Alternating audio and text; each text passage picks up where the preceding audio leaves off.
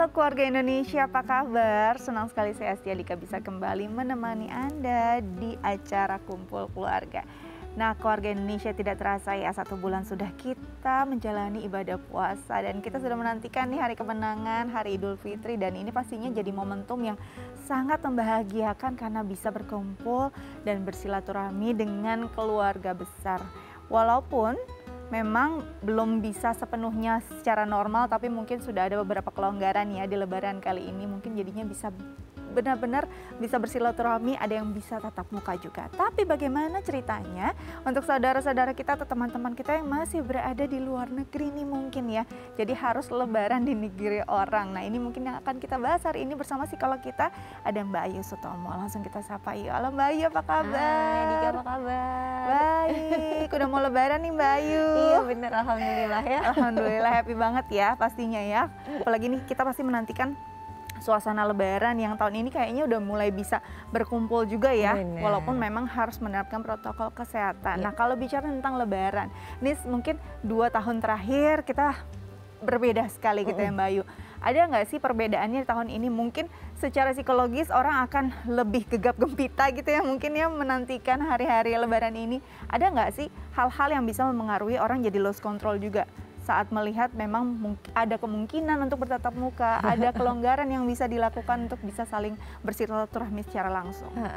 Jadi alhamdulillah lebaran kali ini kita udah bisa mulai lebih banyak berkumpul gitu ya, betul, dibandingkan dengan 2 tahun yang sebelumnya. Tentunya dinamika psikologis ketika memang hari raya itu kan sebetulnya sangat erat gitu kaitannya dengan bersilaturahmi, berkumpul bersama dengan keluarga, kemudian ada ambience, nuansa emosi yang positif pada saat berkumpul dengan keluarga gitu kan, baik yang jauh mau yang dekat, pokoknya suasananya penuh rame dan penuh kemeriahan gitu loh. Kalau misal kita berbicara mengenai hari raya, tentunya kalau misal kondisi psikologis gimana, secara psikologis gimana, berbeda atau enggak?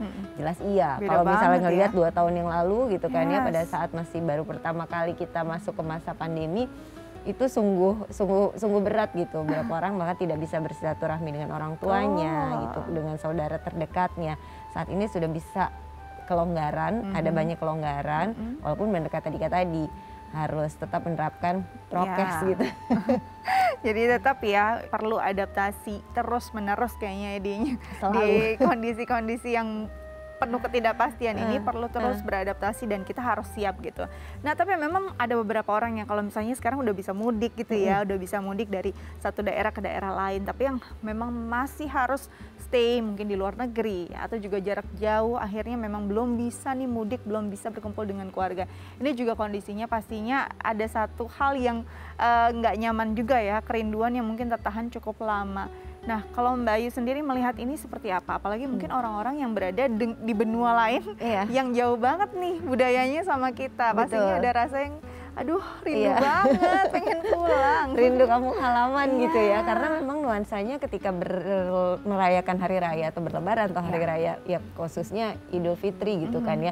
Di negara-negara yang mungkin bukan mayoritas penduduknya beragama Islam, tentunya kan ini tidak menjadi semeriah yang ada di tanah air. Sementara Idul Fitri sendiri itu kan sangat erat kaitannya dengan berkumpul bersama keluarga, kemudian bersilaturahmi, saling bermaafan, kemudian ramean datang ke rumah saudara yang satu yang lain. Jadi penuh kemeriahan, penuh memori indah, penuh ekspektasi-ekspektasi atas emosi positif yang terjadi pada saat momen Idul Fitri tersebut. Tapi kondisi tertentu kadang kan mengharuskan orang untuk merayakan Idul Fitri di negeri orang yang nuansanya itu jauh berbeda dengan nuansa yang ada di tanah air gitu. Nah, itu memang perlu kemampuan untuk mengelola ekspektasi, memanage bagaimana sebetulnya harapannya ada di tanah air bersama keluarga, tapi ternyata kondisinya tidak memungkinkan untuk seperti itu. Ada beberapa hal terkait dengan ekspektasi yang mungkin harus diturunkan. Pengertian dari keluarga yang ada di tanah air juga itu penting gitu kan. Karena ketika misalnya berpisah dari keluarga, itu kan bukan hanya orang yang dirantau saja yang sebetulnya merasakan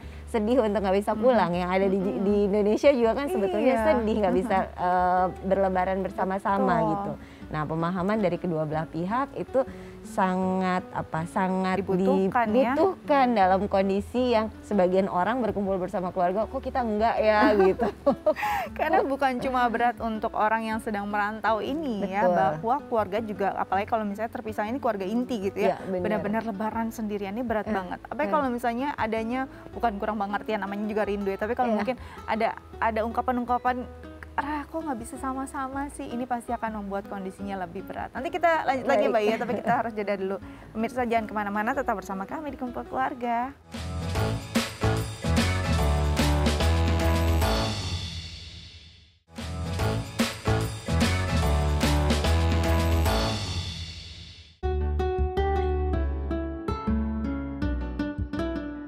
Iya, pemirsa kembali lagi bersama kami di Kumpul Keluarga, masih membahas lebaran di negeri orang. Kita langsung ngobrol nih sama perantau kita yang jauh di sana gitu ya. Perasaannya seperti apa harus berlebaran di negeri orang. Langsung kita sapa saja, ada Mas Brian. Halo Mas Brian, apa kabar?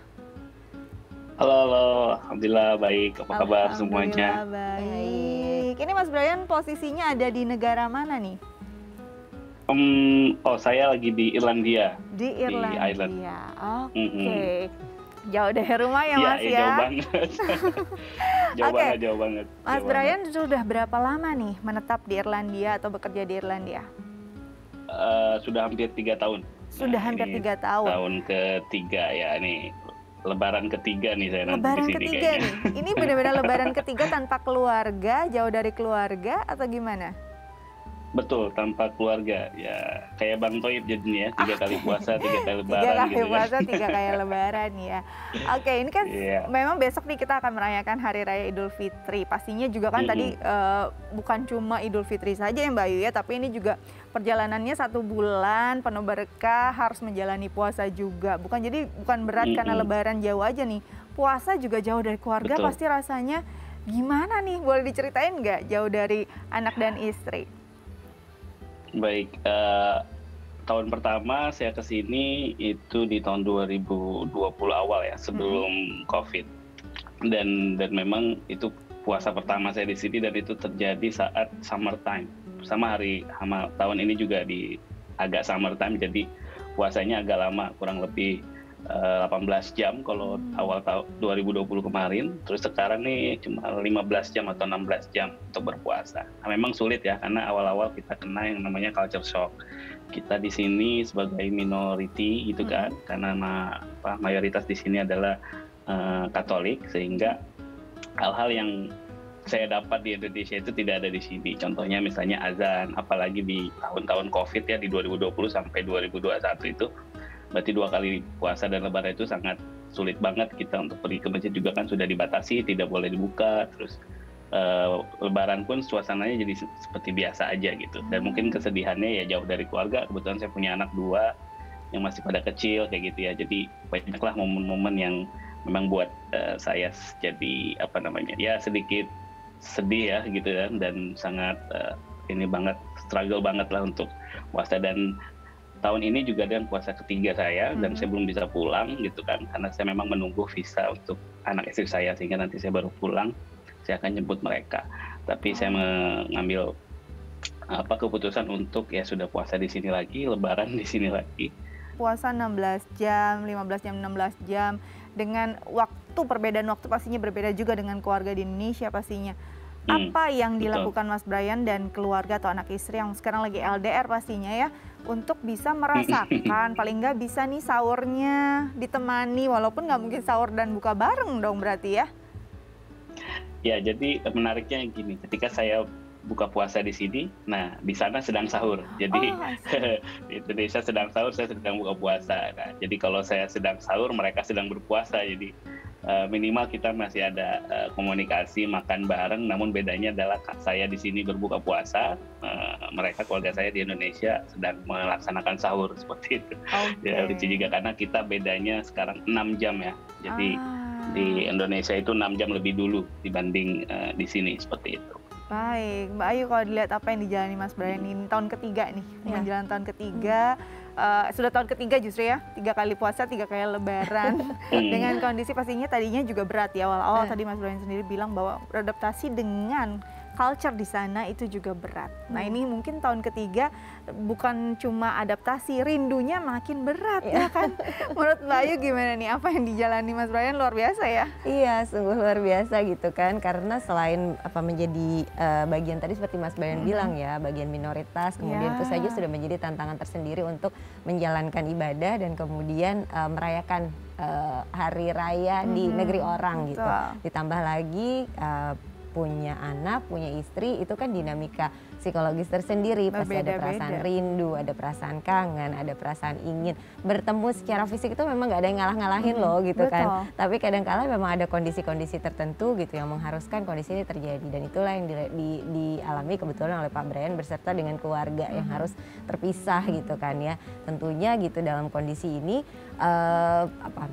kekuatan mental itu sangat perlu gitu kan, bahwa pemahaman selain itu karena diawali dengan memahami bahwa ini kondisinya sekarang nggak bisa ketemu dulu gitu, karena itu yang bisa bantu untuk menguatkan bahwa oh ya nanti akan ada kayak tadi tuh hope, itu juga membantu karena oh nanti kita bakalan ketemu nih abis lebaran, keluarga akan datang ke sini, jadi sekarang ditahan dulu nggak apa-apa, tapi habis itu kita bisa kumpul rame-ramean setiap hari di sini, ketemu setiap hari.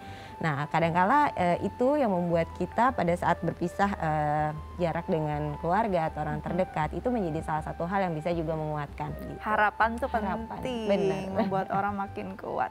Mas Brian, besok nih Lebaran, apa sih yang paling dikangenin dari Lebaran di Indonesia? Oke, sebelumnya Lebaran itu sebenarnya di sini lebih dulu ya dibanding di Indonesia Lebarannya, karena kami di sini mulainya itu lebih dulu puasanya dibanding di Indonesia. Nah, tapi 2 tahun yang lalu Lebarannya sama harinya dan memang yang walaupun tetap duluan di Indonesia waktu itu ya, karena kan 6 jam lebih awal. Nah, yang saya lakukan biasanya saya lebih ke ya saya luapkan semua karena saya sebagai manusia ya wajar saja saya tidak pernah mau menahan rasa tangis, saya tidak mau menahan apa yang saya rasakan. Itu saya cenderung untuk lebih mengeluarkan aja apa yang saya rasakan. Namun selebihnya adalah jangan terlalu berlebihan dan juga tetap tadi betul yang Mbak Ayu bilang adalah ada hope di situ, selalu ada hope, selalu ada harapan yang nantinya akan kita capai. Artinya ada sesuatu yang bakal kita dapat setelah ibaratnya akan ada pelangi lah setelah hujan seperti itu. Jadi akan selalu ada harapan. Ya saya lebih banyak memohon ampun pastinya ya sama Yang Maha Kuasa, sama Allah juga sama keluarga semuanya saya telepon satu persatu dan ya secara virtual memang ya, jadi sudah 3 kali secara virtual. Jadi kesendirian di sana justru menjadi ruang untuk refleksi diri, lebih merenungi apa yang berjalan selama beberapa tahun terakhir dan ini juga kerinduannya pasti akan nggak boleh tahan ya, meluapkan aja, diekspresikan saja, menangis juga nggak apa-apa, nggak apa-apa ya Mas ya. Oke, Mas Brian, di sini ada psikolog kita, ada yang ingin ditanyakan nggak terkait tema kita kali ini, silakan. Ya, jadi Mbak Ayu terima kasih nih sebelumnya saya dapat beberapa tadi informasi insight-nya juga. Nah, mungkin pertanyaan saya adalah ada nggak sih tips lagi nih gitu? Karena kadang gitu ya setiap malam kita terbangun gitu ada homesick nih biasanya gitu. Memang yang saya lakukan sih biasanya lebih ke oke, saya ambil wudhu misalnya, sholat, nah tapi hal itu kan terbawa dengan mimpi gitu kan, kebawa ke mimpi, saya ketemu anak, malum anak saya masih pada kecil gitu kan. Nah homesick ini terkadang mengganggu juga gitu, mengganggu diri saya ketika besoknya saya harus bekerja gitu.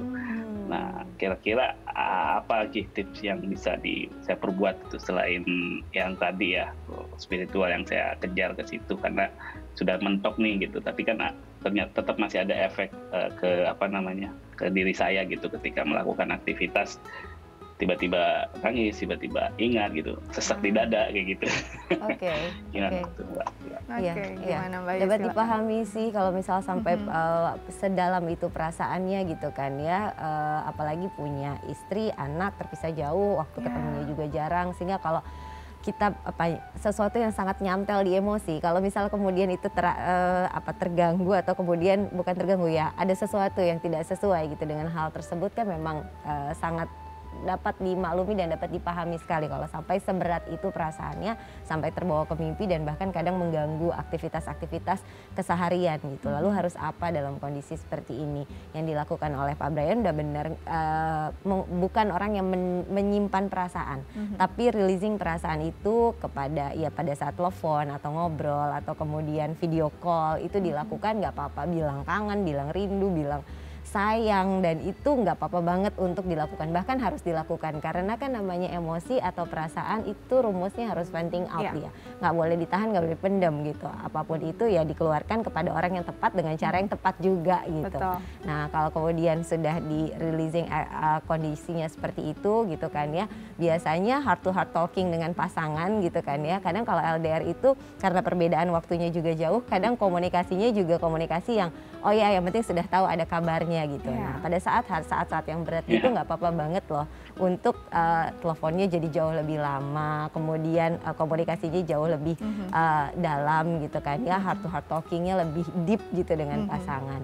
Itu yang bisa pertama dilakukan. Yang kedua menyibukkan diri, itu emang nggak ada lain nggak ada bukan deh, karena kan memang saat harus membantu agar fokusnya bisa sedikit terpecah gitu kan, tetap melakukan aktivitas, menyibukkan diri di aktivitas yang disuka gitu kan, itu pun bisa membantu untuk sedikit mengurangi kerinduan dan perasaan yang terfokus ke sana. Ketiga yang dilakukan udah bener banget, berdoa, menitipkan apa orang-orang kita sayang pada Allah untuk dijaga sampai nanti waktunya benar-benar sama-sama kita dan kita benar-benar menjaga secara utuh, berkumpul bersama gitu.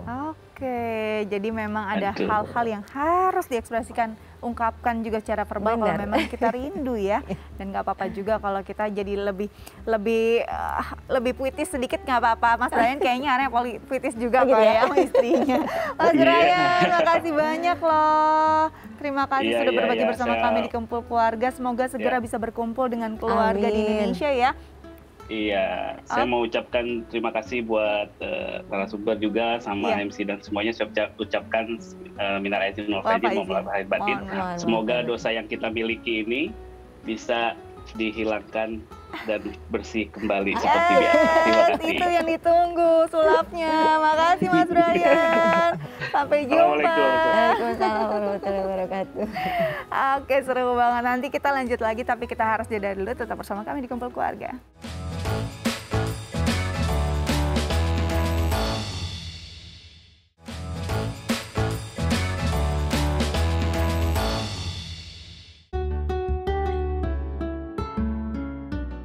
Ya, pemirsa kembali lagi bersama kami di Kumpul Keluarga, masih membahas tentang Lebaran ya, Lebaran di negeri orang terutama. Nah kalau bicara tentang di negeri orang ini kan kadang-kadang mungkin ada yang tadi sendirian atau mungkin sebenarnya sudah merasakan Lebaran di negeri sendiri tapi merantau. Nah anak-anak yang mungkin lahir di sana ini juga perlu dikenalkan nggak sih sebenarnya, walaupun mereka mungkin tidak bisa merasakan euforianya seperti yang ada di tanah air, tapi memperkenalkan caranya gimana Mbak? Diperkenalkan tentunya perlu dan penting. Bagaimana cara memperkenalkannya, bergabung dengan komunitas-komunitas rekan satu negara yang kebetulan merayakan hari raya yang sama di saat itu bisa untuk dilakukan. Kemudian kalau itu mungkin pada saat hari hanya saja, kalau muslim itu kan sudah dari 1 bulan sebelumnya kita puasa, sebetulnya berpuasa dan kemudian sudah dari ritual puasa itu sebetulnya bisa diperkenalkan, oh nanti akan ada lebaran itu yang seperti apa gitu.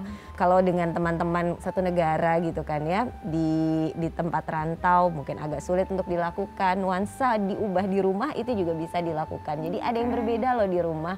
Kenapa? Oh ya sekarang dihias hiasan lebaran, hiasan Idul Fitri, atau masakan-masakan spesial yang mungkin hanya hadir pada saat Idul Fitri gitu kan, saat lebaran itu juga bisa diperkenalkan sembari menikmati nuansa yang menyenangkan, nuansa yang positif, menceritakan tentang oh lebaran di tanah air tuh seperti apa, pengalaman orang tua itu bagaimana. Sebetulnya kan value atau nilai selain diturunkan itu dengan cara selain anaknya mengalami langsung, tapi juga melalui cerita-cerita yang diberikan oleh orang tua. Jadi oh ya itu ada ya, oh yang seperti itu ada ya, semenyenangkan itu ya, aku pingin dong, oh ya nanti ya gitu. Jadi pastinya akan jadi lebih berbeda, lebih nuansanya akan berbeda. Mungkin juga dengan saat saudara-saudara di tanah air gitu ya sedang melakukan ritual Lebaran, kita mungkin bisa juga saling berkontak secara virtual biar anak-anak bisa melihat langsung juga nggak sih Mbak Ayu? Iya betul, karena ketika kemudian secara jarak terpisah begitu kan ya,